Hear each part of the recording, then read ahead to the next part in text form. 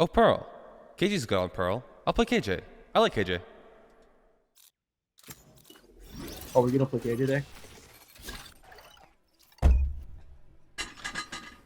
I've been playing Valorant since the beta, since it came out, and it feels like I have this love-hate relationship with the game, where the crosshairs just don't line up with my shots. In-game pixels run my wallet dry because they're the same price as a full tank of gas. But there's one thing that really annoys me, and it's when I just can't play the characters that I want to play. But that changes today.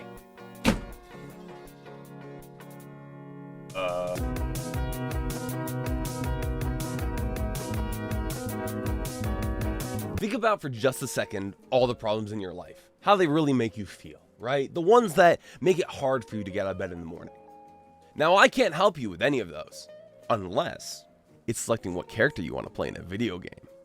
Hear me out. The issue is that we can't select our characters fast enough. Our brains are just too slow and dumb and slow. The amount of time it takes us to react to something that we see is roughly 250 milliseconds. And for those who don't know what the hell I just said, it's roughly around a quarter of a second. Now, my reaction time in particular isn't actually that bad. The only issue I notice is that I would keep zoning out because I have the attention span of an iPad baby, which means that if you gave a goldfish fingers, it could probably lock Reyna faster than I could. How is it that a goldfish has a better attention span than I do? We literally created the wheel.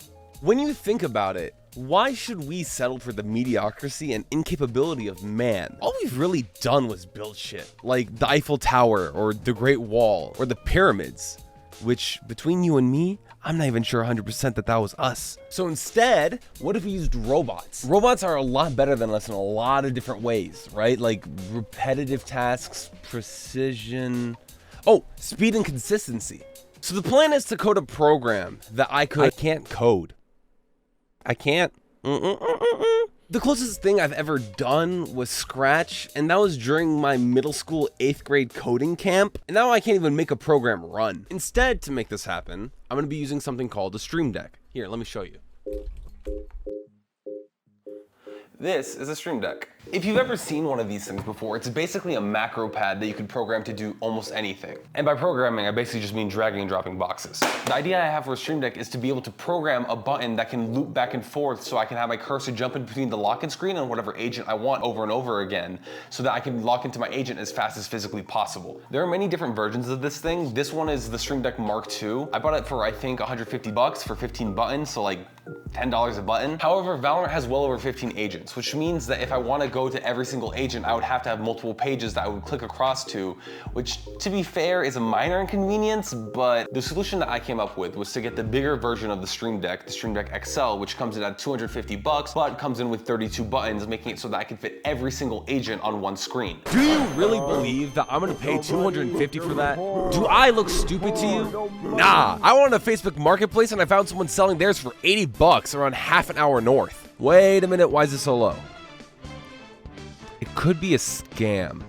Well, only one way to find out. With nothing more than a bit of cash and some hopes and dreams, I was off. It turns out that the reason the price was so low was the guy got divorced. He said he was moving out and that he used to stream, but his setup shrunk, so he didn't really have use for the Stream Deck anymore. It sucked to hear the story, but 80 bucks is one hell of a deal. Andrew, isn't this a lot of work and money that you're spending just to be able to lock in a character in a free-to-play video game? Yeah, but in the end, it would take me less effort to just click a single button. And even though it is a lot harder to create, making things more efficient is my goal as an engineer. Also, fuck you. Oh no, we're 4 minutes into the video and I haven't shown you how to make the button yet. Listen, I'm still learning scripting and editing here. You want to see my education degree? There you go.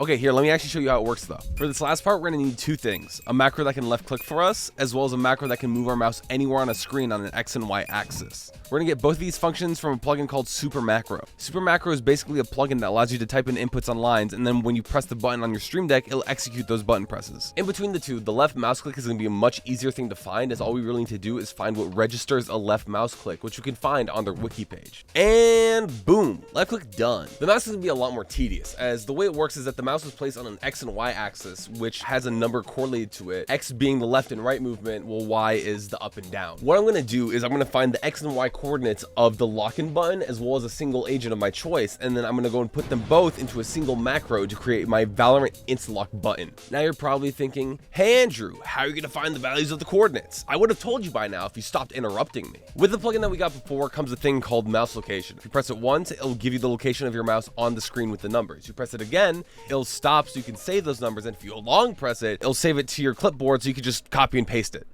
Now let's all just put it together. All right, let's say I want to create a button for Jet, right? I feel like Jet's picked a lot. So what we do is that we take her X and Y values, we just copy and paste them into this program, and once I have everything, I kind of just slap it in one after another, and it should look something like this. Oh, we gotta try this in a game. We gotta try this in a game. Let's go.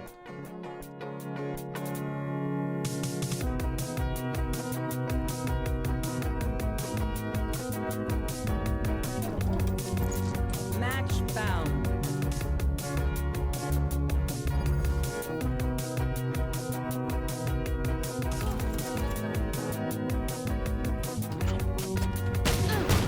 Last player.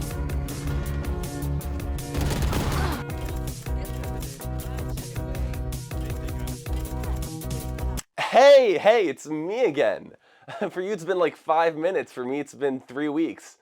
Okay, so a thought came into my head as I was creating the button, and it was something like, I created a button that could select any agent that I would ever want to play, but what if I don't know what agent I want to play? So I decided to create this little secret button here. It looks like the genetic mix-up of two people on the same branch of a family tree making love, but that's beside the point. So I basically took all the coordinates of all the previous buttons, tossed them in a hat, and then kind of randomized them, and I put them all into a single button, so basically every single time I try to select the Valorant agent, it'll be like spinning a wheel. Except I'm not setting up or spinning a wheel. So anytime I just want to randomize what agent I want to play, I'll just press this button and... Please work, please work, please work, please work.